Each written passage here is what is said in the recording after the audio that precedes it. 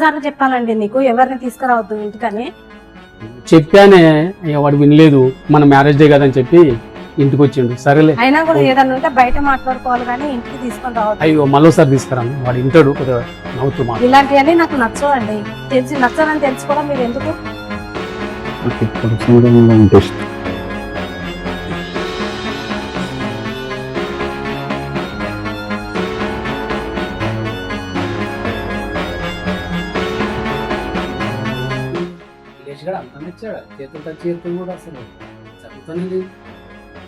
అదేంటి నన్ను అనుమానిస్తున్నారు? మీ ఫ్రెండ్ నేనేమన్నా తీసుకురమ్మని చెప్పానా? ఇలాంటి అనుమానాలు వస్తాయని నేను ఫస్టే చెప్పాను ఎవరిని ఇంటికి తీసుకురావద్దని. ఏది కాదు, మీరు తీసుకొచ్చి మీరు నన్ను అంటున్నారు. అయినా మీ ఫ్రెండ్కు సిగ్గులేదు? ఒక ఫ్రెండ్ భార్యని అలా టచ్ చేయొచ్చా? నేను అన్నాను పిలిచినా కూడా అలా టచ్ చేస్తున్నాడు. వాడికి సిగ్గు లేదు, అయినా తీసుకొస్తానికి నీకు బుద్ధి లేదు.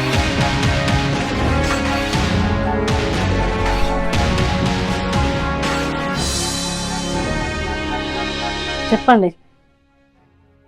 మన పెళ్లి రోజు కదనే ఈరోజు, అది ఆలోచించి నా గురించి. మీరు ఇందాక మాట్లాడింది మర్చిపోయారా? కాదండి, ఆయనతో ఇంకోసారి మాట్లాడకండి. నాకు ఆయన చూసే దాన్ని బట్టి కూడా నాకు మంచిగా అనిపిస్తలేదు. లేదే, ప్రామిస్ చేయండి మీరు. ప్రామిస్. మళ్ళీ ఒకసారి నేను మాట్లాడను, వాడిని ఇంటికి తీసుకురాను. సరేనా? సరేనండి.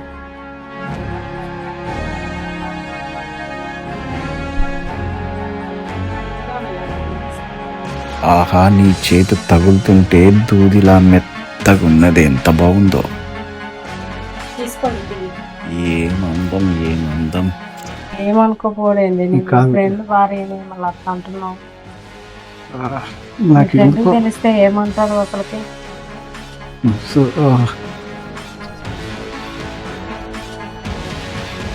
సారీ. ఏమైంది? ఎన్నడూ చూడనట్టు కొత్తగా చూస్తున్నారు? అవునే, వాడు కూడా ఈరోజు వచ్చిండు కదా. మరి ఎవడాడు? ఎవడా వచ్చినాడు? ఎవడా నీకు తెలియదా? నాకేం తెలుసు? మరి ఎవరికి తెలుసు? ఇప్పుడు అనేది నువ్వే కదా, వాడు వచ్చిండని. ఎవడాడనా? మరి అందుకే కదా మరి అడుగుతుంది. మరి నిన్ను నీ ఎవరు మాట్లాడు, ఏదన్నా మాట్లాడితే స్ట్రైట్ గా మాట్లాడు.